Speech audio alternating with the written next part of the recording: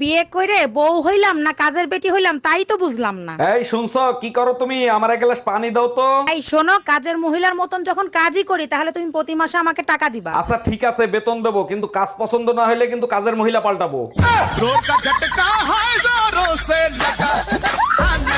এই এবার পুজোয় কি করবা, কোনো সিদ্ধান্ত নিছো? পুজোয় তো কিছু কিনে দিলে না, তাই এইবার সিদ্ধান্ত নিছি পুজো বাপের বাড়ি করব। বলো কি, তাই নাকি? তাহলে আমি এখনই তোমার জন্য টিকিট কেটে নিয়ে আসি।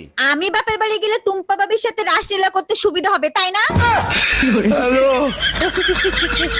তুমি কি নামাজ পড়তে যাও নাকি মসজিদের হুজুরের সাথে ঝামেলা করতে যাও? আমার কি দোষ? হুজুর আগে বলছে মিথ্যে কথা যারা বলবে তারা জাহান্নামে যাবে। হুজুর ঠিকই তো বলছে, আজকে কি নিয়ে ঝামেলা করছো সেটা বলো। হুজুর বলছে বউর প্রশংসা করতে, আমি বললাম হুজুর তাহলে তো সবাই জাহান্নামে যাবে।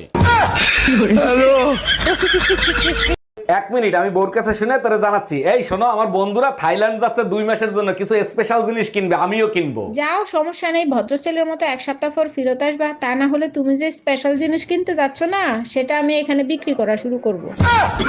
আরে ভাবি, শুনলাম ভাইরে নাকি তালাক দেবেন, কি হয়েছে বলেন তো? আর ভাই বললেন না, আপনার ভাই হচ্ছে নতুন চাউলের মতন, এই নিয়ে সংসার করা যায়? নতুন চাউলের মতো?